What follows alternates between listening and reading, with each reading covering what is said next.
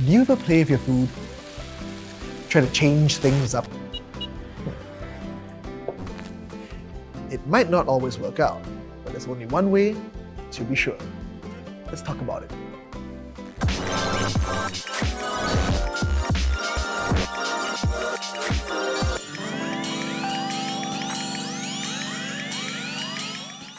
As a country, Singapore is uniquely bonded over two things: complaining about the weather and enjoying our food. Specifically, our local fare and favourites we have at almost 120 hawker centres island-wide.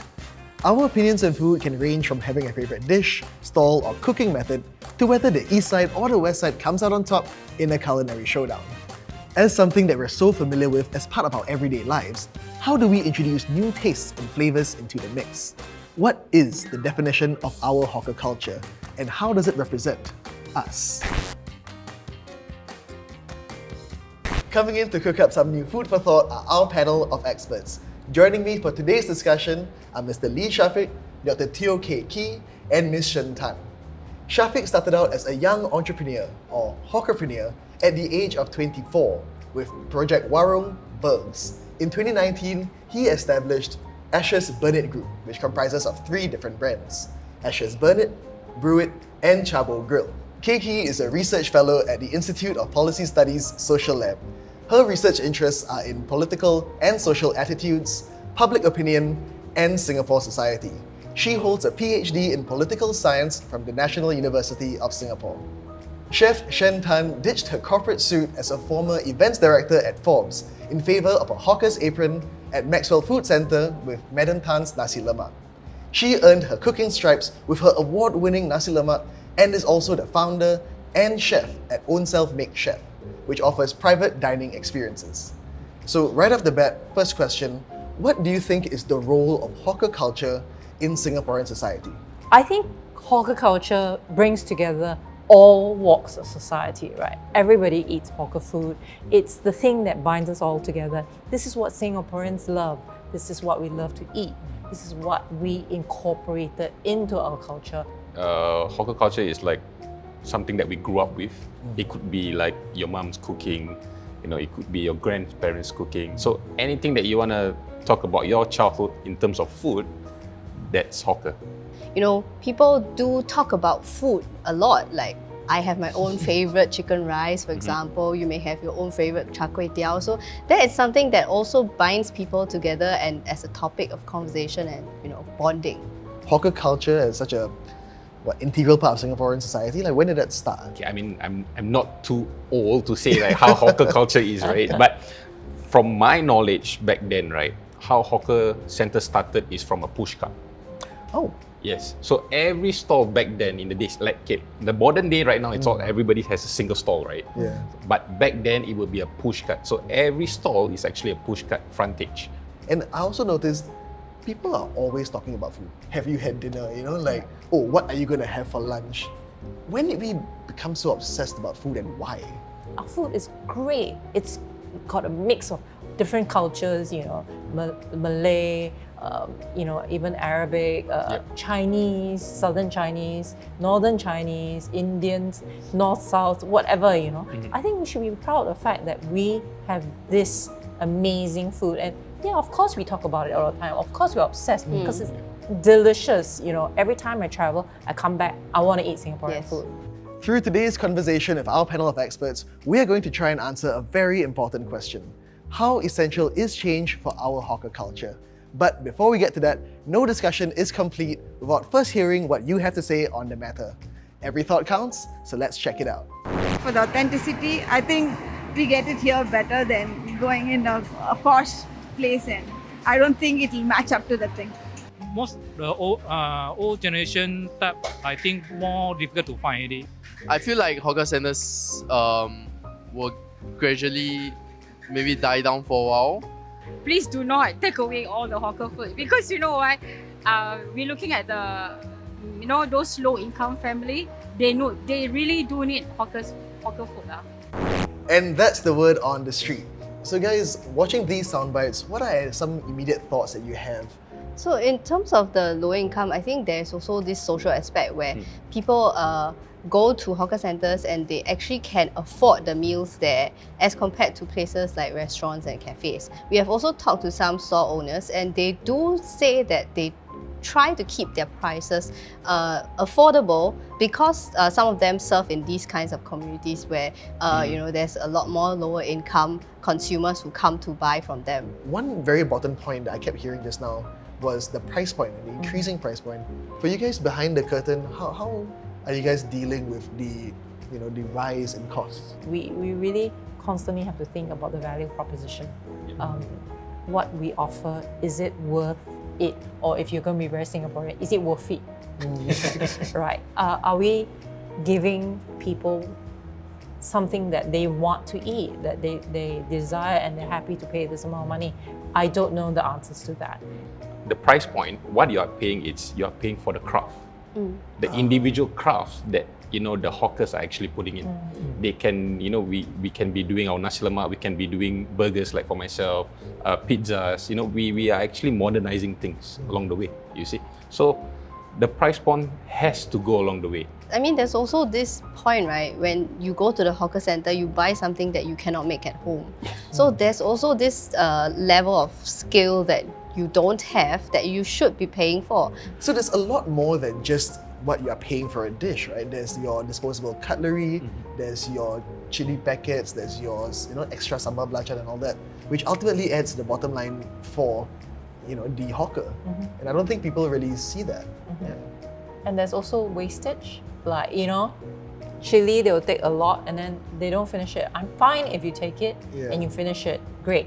But, if you don't finish it, that's 50 cents of chili that you threw away. But then the question comes, right? For example, would you pay like $15 for Hokkien Mee in a cafe style? That's a different question entirely. I used to pay 60 cents for prata. To them, 20 cents for chicken rice. For chicken rice, yeah. 20 cents for chicken rice, and now they are paying like 10 times more. And we've progressed so fast that they obviously would have a lot more comms about it. Yeah, and we have to think about the post-war frugality.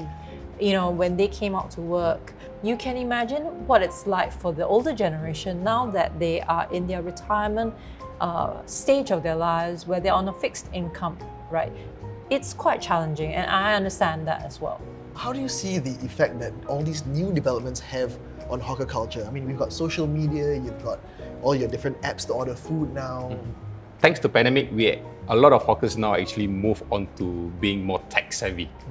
Right now, 60% I would say of our revenue comes from delivery platforms. Yeah, so I feel that moving forward, hawkers are going to be more tech savvy. And as a consumer, how do you feel about do you order food more often now, like Of on the course. Okay. I mean, it's very convenient, but it also actually sort of shifts people's mindsets a little towards being more willing to pay, because now you have to pay a delivery fee, a platform fee, and you also have the expectation that now you are more of a price taker because you cannot choose the prices that they offer on the platform. So in that sense, it could help the perception move a little towards being more willing to pay for that added convenience as well as any additional ingredients or things like that. So that can help to shift social expectations. So Keiki, like if we move forward into this era where everyone's ordering, you said 60% of your orders are online.